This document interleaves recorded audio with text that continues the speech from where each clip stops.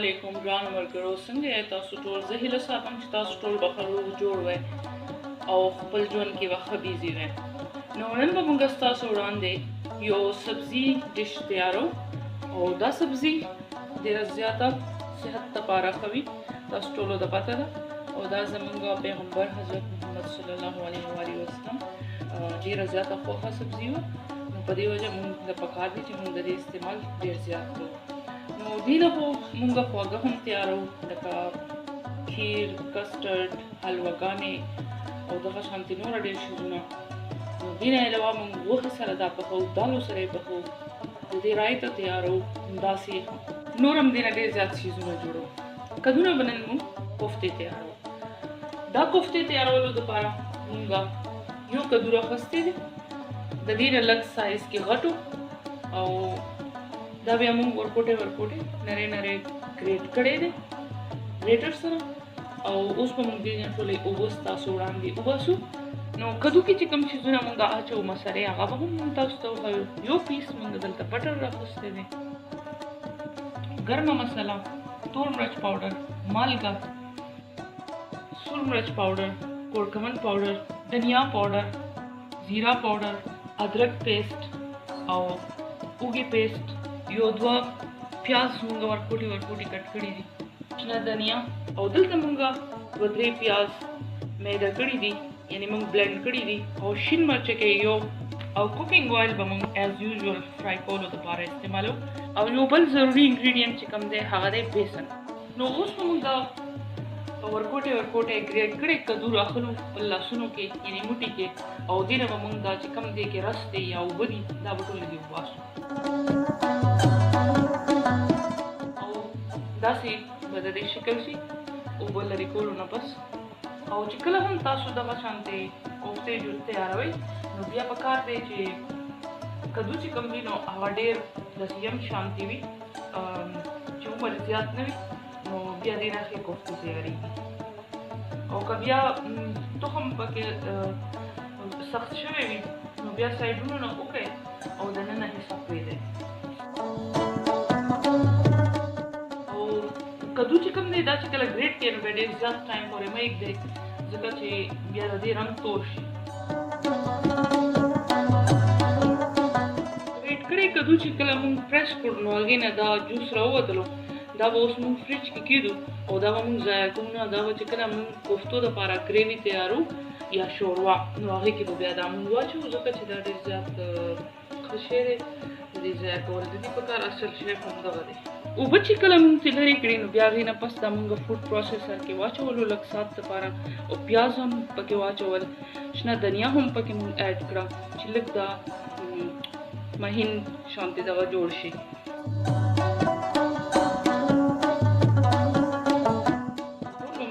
یو بول کې واچو او نور شیزونه هم پکې واچو، کوفتې چې تیارې شي.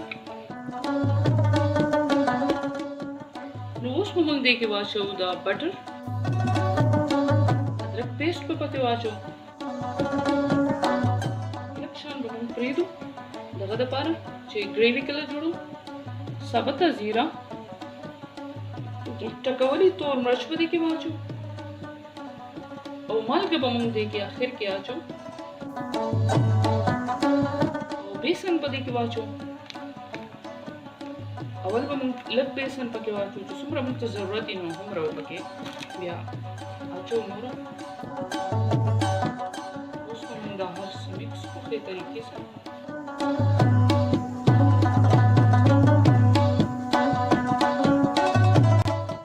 اوس به موږ دې کې تقریبا یو چمچ برابر ټکولې دھنیا واچو یا دھنیا پاوډر، او ډېر معمولي شیان به دې کې واچو، زیرې پاوډر، او اوس به مکس کړو. بیسن به پکې لږ نور واچو. اوس چې د هر څه موږ ډېر ښې طریقې سره مکس کړ، موږ دې نه پس به کوفتې فرای کوو. نو اوس به موږ دې کې مالګه واچو. مالګه موږ ځکه پکې اخر کې اچو چې مالګې سره دا سبزي چې کومه ده دا اوبه را پرېږدي. نو چې څه وخت تاسو کوفتې جوړوئ، هغه وخت پکې اوبه واچوئ. دې نه پس ایمیډیټلی کوفتې جوړو او بیا یې فرای کوو. کوفتې به موږ دغه شان جوړو او یو لوښي کې به یې کېږدو سایډ ته چې ټولې تیارې شي نو بیا به یې فرای کړو.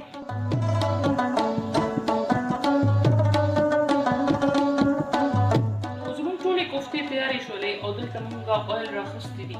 اویل هم زموږ ګرم دي. اوس به موږ پکې کوفتې فرای کولو دپاره واچوو.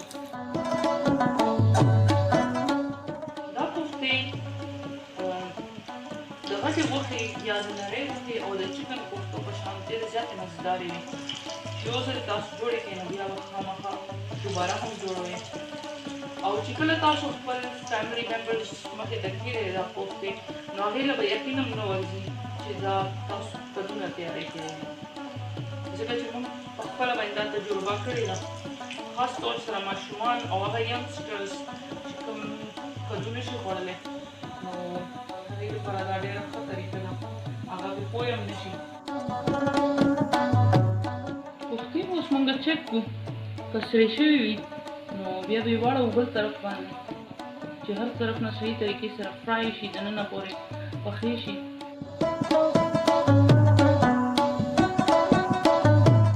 کومې کوفتې چې فرای شولې هغه به موږ بهر راوباسو. زموږ کوفتې بلکل فلافل په شان ښکاري او دلته کې موږ کوفتې واچولې اویل کې، کومې پاتې دي دا به هم واچوو چې ټولې فرای شي. کوفتې زموږ ټولې فرای شولې او اوس به موږ یو لوښي کې مساله تیاروو کوفتو دپاره. نو دلته موږ چاپ کړې اوږه راواخیسته. ستاسو دپاره به اوږه موږ پخه کړو چې دا لږ رنګ یې بدل شي. اوس په دې کې موږ ادرک واچوو، پیاز به دې کې واچوو. د پیازو موږ پیسټ شانتې جوړ کړی دی، که تاسو غواړئ نو په کوټې ورکوټې کټ کولی هم شئ. خو موږ ګریوي دې نه جوړوو نو بیا به ګریوي ډېره مهینه شان جوړه شي. او یو شین مرچکې کوم چې موږ کټ کړی دی ویې موږ لو کړلو. موږ ته یقین وشي چې پیاز پوخ شو نو بیا به دې کې موږ نورې مسالې واچوو. پیازو رنګ بدل شولو. اوس به موږ دې کې ټکولې دنیا واچوو، ټکولې زیره به واچوو، کورکمن پاوډر به واچوو، سور مرچ پاوډر به واچوو. لږ ساته به موږ مساله پخه کړو. مساله زموږ تیاره ده. اوس به موږ دې کې بلینډډ ټماټر واچوو یا ټمیټو پیوري، تاسو چې څه استعمالوئ.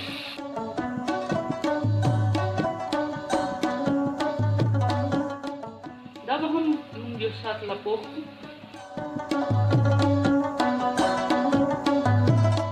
اوس به موږ دې کې یو انګریډینټ داسې اچوو چې دا به زموږ د کوفتو ذایقه ډېره زیاته خوندوره کړي. نو که تاسو سره امچور پاوډر وي تاسو پکې امچور واچوئ، که امچور پاوډر نه وي نو بیا پکې املی واچوئ 2-3 چمچې، او که بیا املی هم نه وي نو بیا پکې مستو واچوئ تقریبا 3 غټې کشوئ او دا به موږ مکس کړو. ماسته پکې هم ختم شول. اوس به موږ دې کې واچوو ګرمه مساله. او که تاسو سره میتھی یعنی د ملخوظو وچې کړې پاڼې هغه وي نو هغه هم په دې کې اچولی شئ. موږ سره نن نشته لہذا موږ نه استعمالوو. او دا د کدو چې کوم ایکسټرکټ دی کوم چې موږ بیل ایښی و دا به موږ په دې کې واچوو ځکه چې دا خو ډېر ضروري شی دی. د دې رنګ تورېږي کېښودلو سره موږ فریج کې هم ایښی و بیا هم د دې رنګ بدل شو. آیرن مقدار پکې زیات وي هغې د وجې نه دې رنګ بدل شي. اوس خو دا ګریوي موږ لږ ساعت له پخه کړو چې دا داسې بلکل یو ښه ټیکسچر یې جوړ شي. د کوفتو دپاره زموږ ګریوي تیاره ده. غوړي په دې باندې بره نه راوړل او دومره ګریوي موږ له پکار ده. فلیم به موږ لو کړو او کوفتې به پکې ښه ارام سره کېږدو. کوفتې پکې کېږدو نو بیا ډېر زیات ټایم پورې پخولو ضرورت نشته. کوفتې بیا ماتېدلو چانسز وي او ډېرې زیاتې نرمې وشي. باندې به اوس مونږ شنه دنیا واچو. مونږ سره نن چاینیز پارسلي دي، تاسو شنه دنیا استعمالولی شئ، پارسلي استعمالولی شئ. خامخا زمونږ دا ریسیپي ټرای کړئ او بیا موږ له فیډبیک راکړئ کمنټ سیکشن کې. او که ستاسو زمونږ ویډیوز خوښیږي نو بیا زمونږ چینل سبسکرایب کړئ چې هر چانل ومنئ تاسو له زمونږ نوټیفیکیشن درځي او تاسو زمونږ ویډیو کتلی شئ. نو ویډیو کتلو دپاره ستاسو ډېره مننه. خپل ډېر زیات خیال ساتئ. د الله په امان.